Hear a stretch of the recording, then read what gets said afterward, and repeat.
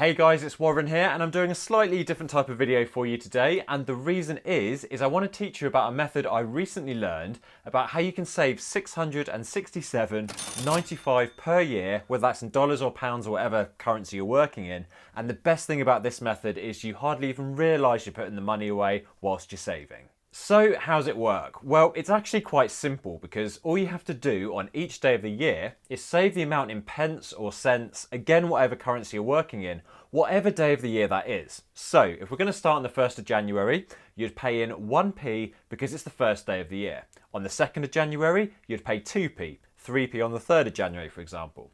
Then on the 31st of December, you'd pay 365 because it's the 365th day of the year. And then when you add all of those days up in the year, that's how you end up with 667.95. Now, if you're worried about paying more in December because it's Christmas and you're going out more and stuff like that, and we generally don't have as much money, it's quite simple because all you have to do is just flip it around. So 1st of January, you're paying £3.65, 2nd of January, £3.64, and then by the 31st of December, that's when you're paying 1p.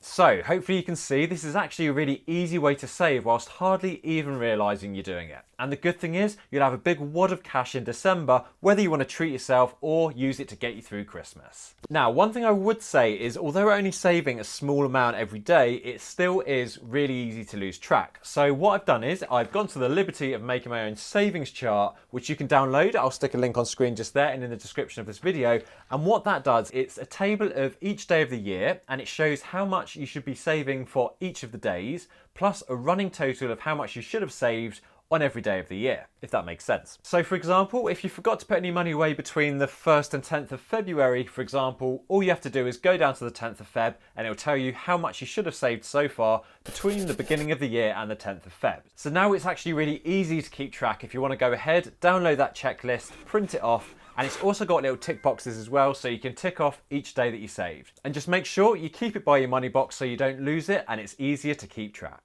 And I guess for some money saving tips now, if you're worried when you're getting further on in the year and you're paying, £2 to £3 per day and you think it's too much to pay, there are actually some really easy ways that you can make that cash available to then put it away to save. For example, if you're going to fill the car up with petrol, just put £3 less in and that's some money you can put away for that day. If you buy your lunch every day at work, make your lunches at home, save money that way. Or if you're going to the pub, just one less pint and that is another day worth of saving. There are so many ways you can save, a few pence, a few pounds every day to make this way of saving work. And as I said, $667.95 by the end of the year is a huge amount of cash to have, whether you want to use it to get through Christmas or just treat yourself. Okay guys, now if you found this video useful, remember to give it a thumbs up, and I usually do recipe and DIY videos, so if that's something you're interested in, remember to subscribe to be notified when I upload a new video. And remember, as I said, download that savings checklist. I'll stick a link on screen here and in the description below,